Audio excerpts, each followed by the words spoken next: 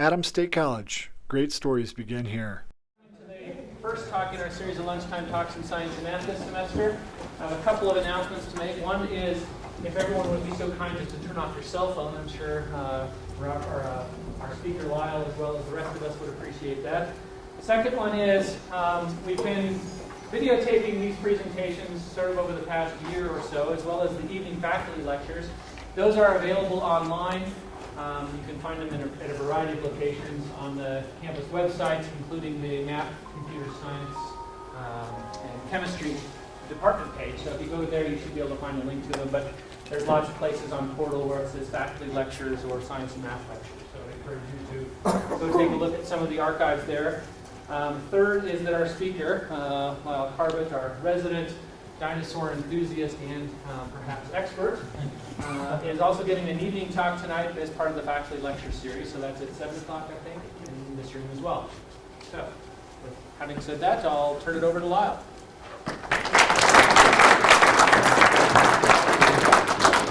Thanks for coming. The pizza smells great. And today, my talk's going to be about, as it says, tyrant evolution of the Mesozoic. Of course, I picked the familiar picture of Tyrannosaurus Rex, and all the specimens that I have here on the table are from various findings of Tyrannosaurus Rex. It's the one that we associate, but there are actually quite a few members in the family tree here, and I'll get you familiar with some of those and some of the changes that Tyrannosaurs have experienced over time, and even some of the way that the science has changed.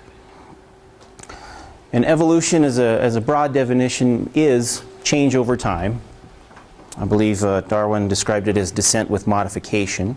We're looking through the Mesozoic era, which spans from 230 million years ago to 65 million years ago. We'll look at the way, as far as the science goes, we'll look at the way that the Tyrannosaur posture has changed, the way they've used them differently mounted now skeletally. Changes in the way that Tyrannosaurs are classified, that's also changed. Some changes in the lifestyle of how we viewed them in the past versus some of the ways that we're looking at them now. Some of the characteristics of the body of these different relatives of Tyrannosaurus Rex and where they fit in the ecology, and kind of how extensive their family tree is. So here's a picture of the old view of how Tyrannosaurus Rex looked and how he would have moved around, and that's how all the skeletal mounts were done until really the late 1980s. They had him in this what they call a kangaroo posture. And unfortunately, they had this, it was probably designed to make him look more menacing and make him look even taller and more fearsome than the Tyrannosaurus Rex really was. But what they noticed when they looked at the tail bones and when they had actually mounted the skeleton was, in order to get that particular pose, they needed to actually break some of the bones in order to do that. So, not comfortable and less than what should be done. So the new pose looks a little bit more something like this. The tail is a counterbalance for the very large skull that most of the Tyrannosaurs did have. Up top is a very recently described member from China. This is called Sinotyrannus. You can see he's sporting some proto-feathers there, and just below him is one that we're more familiar with as what we think of when we're thinking of Tyrannosaurs in general. This is a earlier cousin of Tyrannosaurus Rex. This is Albertosaurus, found in Canada. The new posture gives him more balance, and in my own mind makes him look even more able to run you down and more active posture. Now, original classification for Tyrannosaurs, they were classified as what they call carnosaurs. Now, carnosaurs are all large meat eaters were classified this way. If you found a dinosaur, it was large in size, it was a meat eater, theropod, it was a carnosaur. That was the original thinking. And the smaller dinosaurs, smaller meat eaters, were classified as Coelurosaurus. So I'll give you a picture as to the different types that they had prior to some of the new classification that they had. Now, re-examination gives us evidence that tyrannosaurs are actually descendants of the Coelurosaur family. These smaller meat eaters are actually where the fearsome Tyrannosaurus Rex stems from. Started out small and ended up at the top of the in the last few million years at the top of the food chain. Now, this is all based in comparative anatomy, looking at the bone structure and what it is that separates the two different classifications. So here on the top is Allosaurus. This is what they had originally classified as the typical carnivore, and that Allosaurus later gave rise to Tyrannosaurus Rex, which has recently been proven untrue. And then we have this dinosaur here is Ornithomimus. These and the much smaller ones are what we often thought of as Coelurosaurs. And the interesting thing about the skeletal comparisons in the comparative anatomy is that the leg structure, which these guys are very bird-like, the Tyrannosaurs inherited that. So these guys would have been much faster. The leg structure is different here in Allosaurus. These guys would have been able to move, the Ornithomimosaurus here would have been able to move at least ostrich speed, so between 35 and 40 miles an hour. And another thing that's changed is that originally dinosaurs in general, and especially tyrannosaurs, were thought to just be solitary hunters, hunt on their own. Some recent discoveries up in Alberta, they found a whole group of a tyrannosaur relative called Gorgosaurus, and they found several of them, all of different ages and of different sizes. And it wasn't a predator trap, it was just these predators in this area. There were no herbivores present. And so this gives evidence that these guys lived in family groups. So here's a picture of this tyrannosaur relative is one called Electrosaurus. And the dinosaur in the background where it is doing the solitary hunting is a recently described relative of what dinosaur called oviraptors. This is a Gigantoraptor, which is over 26 feet long and well over 10 feet tall. It's one of the largest ones. And as you can see, as a solitary hunter, he's not going to have much luck with this one. And as we have here, this is the Tyrannosaur in the family group picture. However, thanks to Gary Larson, maybe we could credit him with that. This is a little bit better look of the group hunting. We see that here's an Albertosaurus. This dinosaur is a Lambeosaurus. It could get over 40 feet long, twice as long and twice as heavy as the Albertosaurus here. So, and you see these really nice, long, slender legs here of the young that are chasing down this Lambeosaurus, and of course terrifying it right into the jaws of the waiting adult.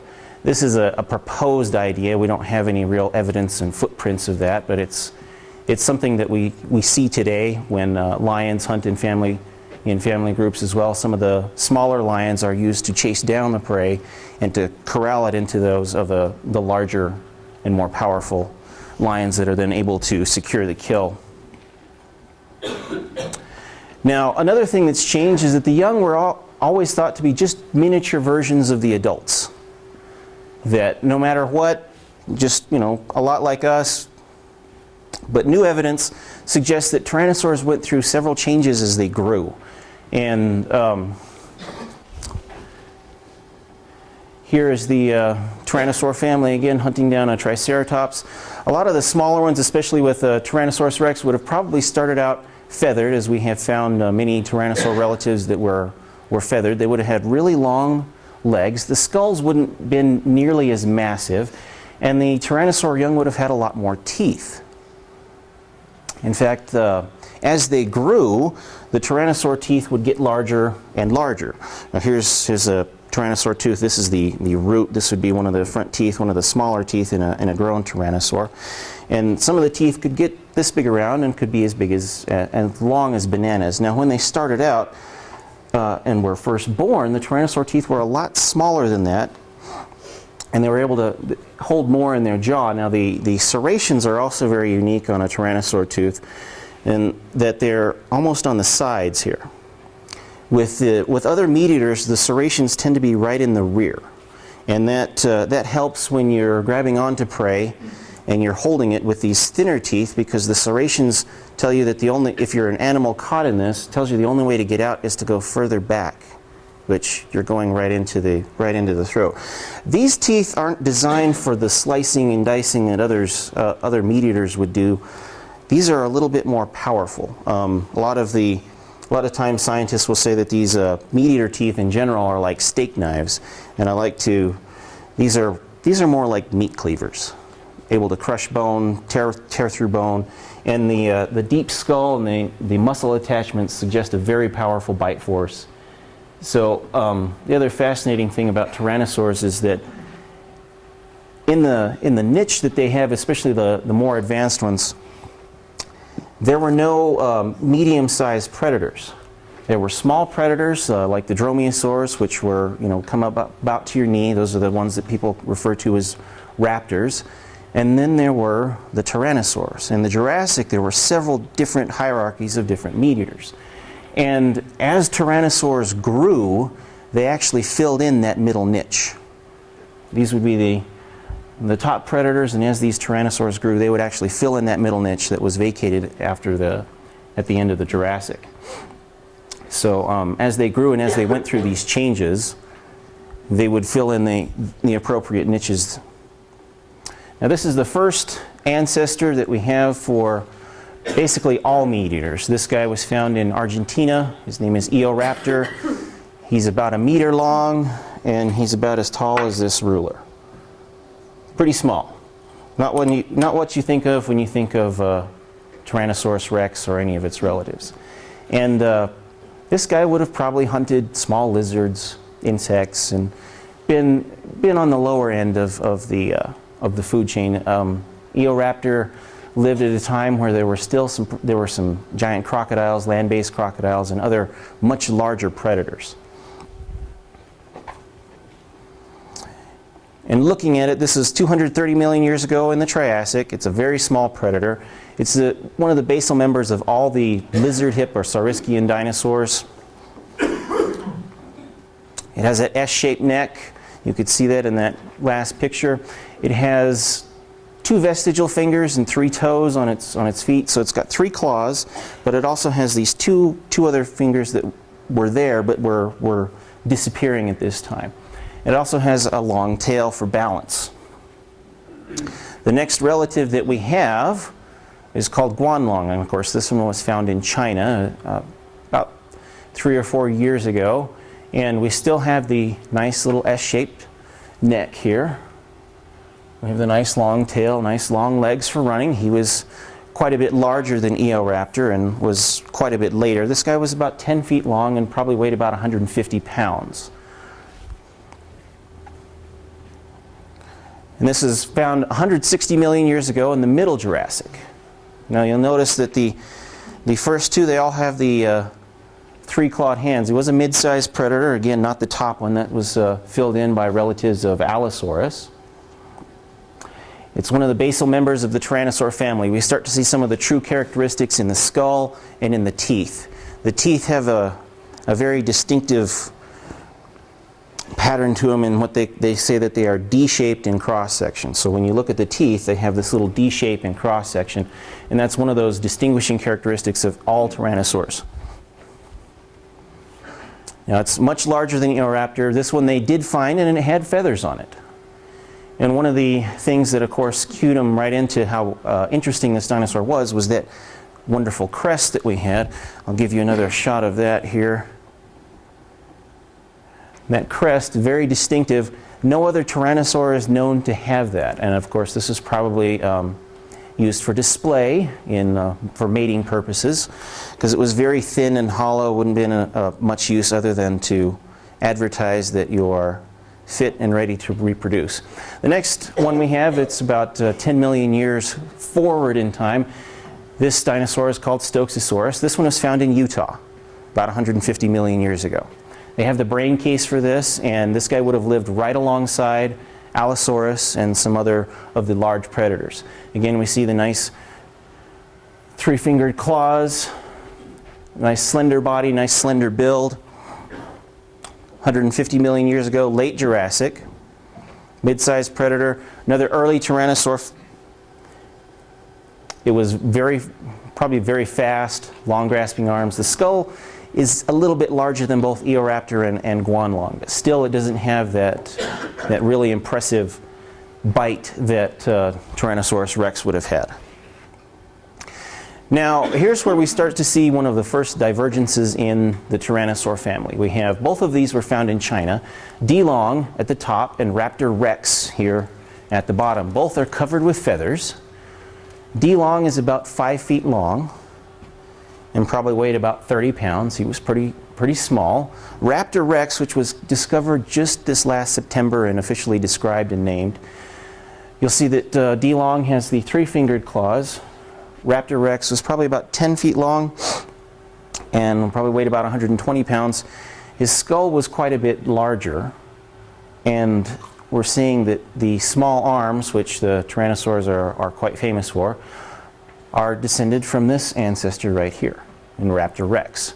Raptor Rex is very interesting. It was actually belonged to a private collector for some years and was brought to the attention of a paleontologist by the name of Paul Sereno, who officially gave it the description and was able to procure it and is now studying it more extensively.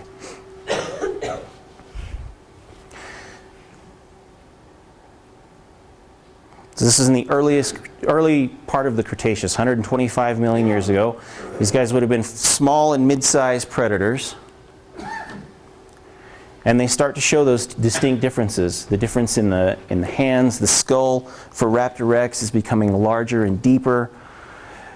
Size is quite a difference in the forelimbs, and the skull, again, the teeth are starting to show differences as well. Now, similarities in that they both have those long hind limbs for running, they both have feathers, and the teeth are still very similar. Now, here comes the next bunch, and we're going to move back to North America. This dinosaur was found in Alabama, which is a pretty rare thing in the late Cretaceous. This guy is called Appalachosaurus. And you can see he has the long grasping arms there. Doesn't look a whole lot like a tyrannosaur. And when I first saw this skeletal mount, it didn't look anything like a tyrannosaur. I'd seen some other artist depictions, and they'd actually taken the arms of what they would normally put on a tyrannosaur with the two-fingered claws, and it was incorrect. The part that gives it away is here in the skull. It's a little bit deeper. The teeth are the nice D-shaped, but he's still got a fairly light build. Over in another part of North America, this is Gorgosaurus. Again, still a nice, a lighter build, but we have the two-fingered claws here, shorter, and the skull is actually a little bit more powerful and able to, there's more muscle attachment there. And this is Daspletosaurus. This is the dinosaur that is thought to be the direct ancestor of Tyrannosaurus Rex. Interestingly enough, he has probably one of the longest arms of the more advanced tyrannosaurs, but they're still kind of puny. And to put it in perspective, this is the humerus of a Tyrannosaurus Rex. This is the humerus, and it's about equal to mine. So they're not quite that small. And here's the end of the hand to a Tyrannosaurus. And the interesting thing about this specimen, one of the things I love about it, is that we have the two claws here, but we also have this little vestigial pinky. Now, doesn't mean that probably what had happened was in the ancestry there are still genes that would have activated and had this small growth, even though these guys normally have those two-fingered claws, and it's not uncommon for things like horses and so forth, because horses actually started out with having much more toes than they usually do, and now they have just that one hoof. And it's not uncommon to have some of those horses actually have vestigial toes.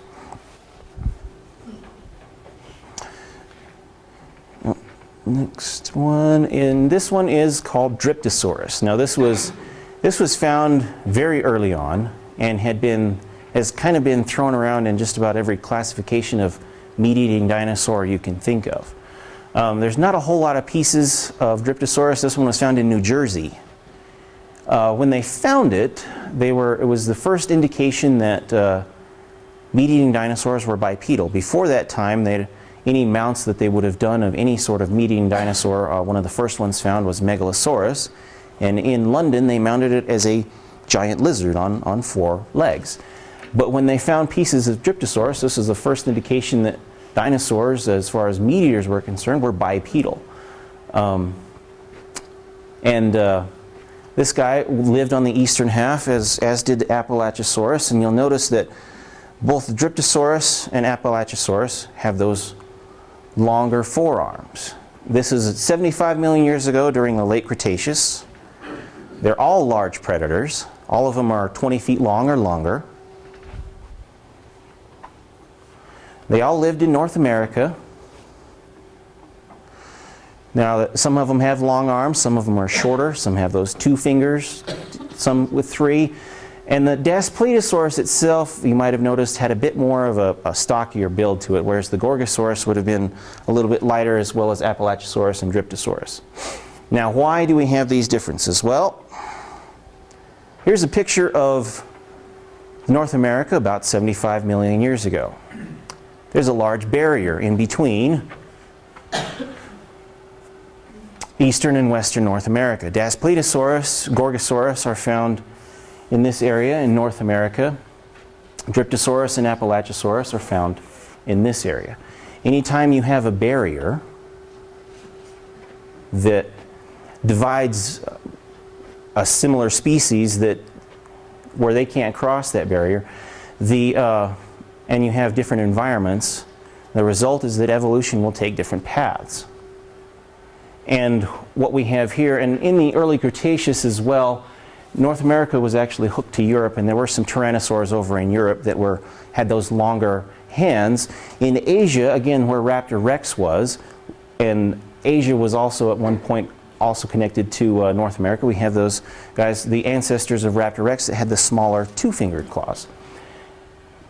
So evolution, of course, takes a different path because of these barriers. It's been well documented in Dr. Ibarando's evolution class that there are ground squirrels living on different sides of the Grand Canyon, and they have distinct differences and are in fact different species and are unable to reproduce. It's because of that barrier that those differences, one of the reasons is because of that barrier that they are unable to interact with one another, and they take different paths. It's also the climate is varied on either side of the Grand Canyon. Now, the other thing that may drive the evolution in those directions are the prey items that are available. This top animal here is a hadrosaur found on the East Coast. Nothing terribly interesting about it. The rest of these guys are found on the West Coast. This is a Lambeosaurus, again, nice crest here. And most of the hadrosaurs that had these crests, like Lambeosaurus and Parasaurolophus with the long tube-like structure, are found in the West and not in the East. And Chylosaurs, this particular one is called Edmontonia, and ceratopsines like Styracosaurus, these guys are all found in the West. We have a complete absence of both of these in the East, and an abundance of hadrosaurs in the East. We also have quite a bit of variety of hadrosaurs in the West. But it is possible that because of the prey as well as the environment, that this may have driven evolution for those tyrannosaurs in those directions. Now, coming up on the last part of the Cretaceous, 68 million years ago, the interior seaway retreats. That barrier no longer exists. And there are still 2 types of tyrannosaurs. One of those is one that you have already seen, Dryptosaurus. It persisted for quite some time. And the other one is the one that everyone's familiar with, is Tyrannosaurus Rex. Now, just because if you remove the barrier, great. And one's on the East Coast and one's on the West Coast. But that doesn't change the fact that that barrier existed. And these 2 species have gone different directions because of the environment and because of the the conditions that are there. So there's a picture of Earth, or North America, about 68 million years ago. Again, we don't find much of Dryptosaurus. It's possibly due to preservation issues and so forth, but Tyrannosaurus Rex is found, I think, as far down as Mexico and as far north as Alaska. Had quite a range. And you can see very distinct differences. Dryptosaurus was over 20 feet long, had a very light build, would have been a very fast predator. Tyrannosaurus Rex, as an adult, was faster than you or I, but as far as speed goes among dinosaurs, was only able to do about 15 or 20 miles an hour. And there were those that were much faster. The skull for Dryptosaurus would have been, maybe about this big, whereas the skull for Tyrannosaurus Rex could be at least 5 feet long. The arms would have been much more use for Dryptosaurus if it employed a particular hunting strategy where it was grasping prey. As far as the arms for Tyrannosaurus, well, they look really small on the body. I kind of illustrated that they're about as long as a human arm. They're actually quite muscly too. They've got quite a bit of muscle attached to them. And paleontologists have done some studies where they've tried to figure out just about how much muscle this guy would have had on these quote-unquote puny little arms, and they were able to figure out with biomechanical models and so forth that this guy could lift probably about 400 pounds with this arm. Well, it's got a lot of power to it. Well, what was it used for? That's a good question. There are several guesses around. If you know anything about sharks and the claspers on sharks, it's used to hold on during mating. It's possible because of the tyrannosaur mating lifestyle and so forth that you could just hold on, as it's also been thought that the females were much larger than the males. Another Robert Bacher has also suggested that this was used as sort of a device, and the same thing that anacondas have and so forth. They have a vestigial leg, and they use it during courtship and mating as what they call a tickling sensation for the female, so that the male doesn't get eaten. A few other things that I have here that might be of interest to you, and you might not have really thought of. This is an endocast of Tyrannosaurus Rex's brain. It's equivalent to, not bad, not bad. What they've actually been able to take these skulls and the brain cast, they've been able to look inside these guys and determine that the Tyrannosaurus had excellent vision. They had a wonderful sense of smell. And if you look at this very small model of a T-Rex skull that I have, you notice it gets much more narrower, that narrows towards the snout. And the eyes would have been here, and Tyrannosaurus Rex would have had binocular vision. So it was able to judge depth. Some of the earlier dinosaurs, like Allosaurus and so forth, the eyes are more to the side. And it's CT scans and so forth like this that have been able to help us better understand what Tyrannosaurus Rex was doing, whether it was more predator or more scavenger, which is really kind of a silly argument because no animal is exclusively one or the other. It depends on what's available. If there's a fresh carcass around, what animal is going to turn around and say, nope, I got to go hunt? Nobody. Some of the other pieces I have of Tyrannosaurus, this is one of the toe claws, and always interesting to note that this is the core, and the actual claw itself would have extended about this much further out. The proteins that make up the claws, the teeth, and and any of the bumps and so forth and for display that tyrannosaurs and other dinosaurs would have been made up of a protein called keratin, which is on your fingernails and in your hair. Same kind of stuff. Here's some of the other relatives of Tyrannosaurus Rex that I didn't get to, some of the ones that haven't been, that you might not know of. The one in the top left is a dinosaur called Alioramus. And one of the things you'll note is that there's some bumps on the front of that skull. Now, you may have noticed earlier the dinosaur called Sinotyrannus. Those two are very closely related. This is one from England. This is an Eotyrannus. You can see the nice long grasping arms. This one was found in the very early Cretaceous from a place called the Isle of Wight in Great Britain. And this dinosaur that it's hunting is called a Hypsilophodon. The one up in the upper right is a very, very close cousin to Tyrannosaurus Rex. It's the Asian T-Rex. It's called Tarbosaurus. And there has been some debate over whether Tarbosaurus is just another species of Tyrannosaurus Rex. Because the skeletal structure is so similar. It's just that Tarbosaurus had a slightly lighter build to it.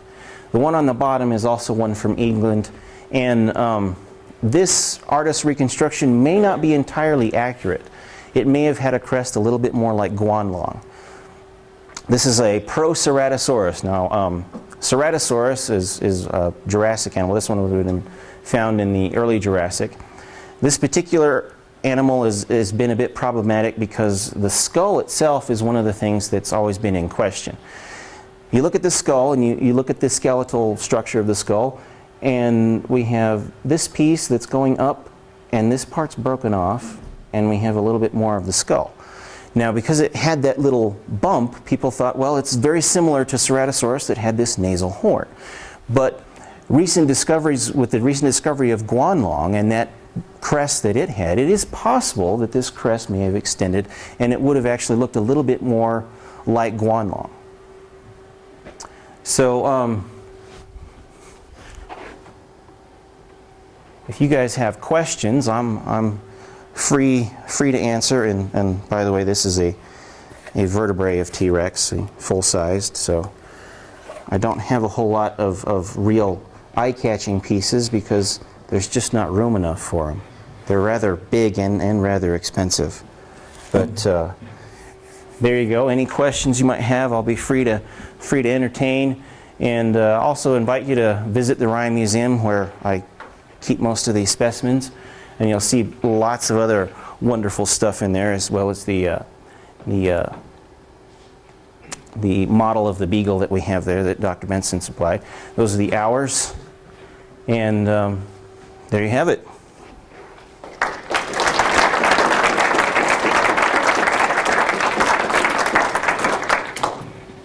Any questions? Yes, sir. So the barrier you were talking about on North America that split the two groups. Looking at the map, I guess I would have thought that perhaps it was a solid barrier like ice or something like that. That was actually an inland sea that comes down. It's water. Yep. And that interior seaway extended from the Arctic Circle down to the Gulf of Mexico. And that was during a period of global warming back in the Cretaceous. Yes, sir. Lyle, I'm curious about that brain cast. Yes. So that's life size? Uh-huh. Is that from an adult? I think so. No dinosaur was ever big on the actual brain department. None of them were. The ones that are probably one of the least intelligent are the giant sauropods that are 60, 70 feet long. They tend to have a small skull about like this, and the brain is really tiny. It's about that big. But really, as far as brain power and real cognitive thinking, you only have to be smarter than what you're eating. And I'm not sure how well coordinated the attacks might have been, but you just have to be smarter and faster than your prey so you can survive. Do they know what proportion of that was cortex? Can they tell that? They can. In fact, they've been able to dissect it and say how much was devoted to smell, how much was devoted to sight, all those different things, and that's due to CT scans. There's a guy, I think, from the University of Ohio that is like the expert on all that. He'll take him through a CT scan, and there was a sauropod from Africa that they looked at, and it was really bizarre. Had a really light skull, and they had just teeth right on the front, just rows and rows of teeth. And they got to looking at it, and they did a CT scan of it, and they're actually able to look at the inner ear to see how the skull was positioned. And the balance actually had it tilted down, so it was just like a giant cow. Never really would have looked up. Yes, sir? When you showed North America after the two sides converged, there was a large body of water with sort of a northwesterly direction. And I wonder if that might have included the San Luis Valley, as I understand this was once underwater. Yes, Kansas was fully underwater. Lots of parts of Colorado were underwater. I think up until there was the very western half that was not underwater at times. Of course, most of North America has been submerged at one time or another in the past. That's why we find the wonderful fossils on Levita Pass and so forth. But it's changed several times in the past.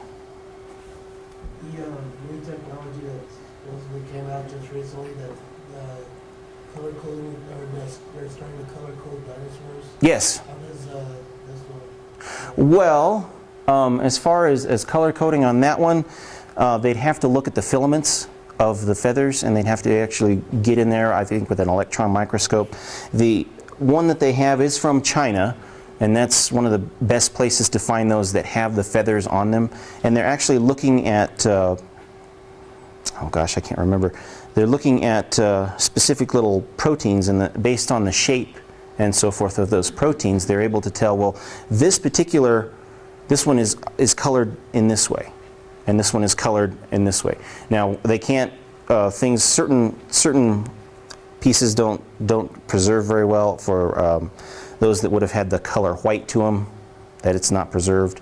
And again, it's only on just this one dinosaur that they found called Raptor Rex. It's a feathered dinosaur. I think they're still working on the technology and perfecting that. I wouldn't be surprised to find some of those like Raptor Rex that might have been feathered, Long and Duan Long in the future, being able to determine some of the color on those. For guys like Tyrannosaurus Rex and others, unless you find a juvenile Tyrannosaur and it has feathers on it, which would be incredibly rare, as these animals grew, feathers would have been used more for insulation. As these guys grow and their surface area gets bigger, they don't need that insulation anymore. They're able to keep a better body temperature that way. So that's why we see Tyrannosaurus maybe not having anything versus some of those that still kept some of the, as the smaller dinosaurs would have kept that for insulation. Other questions?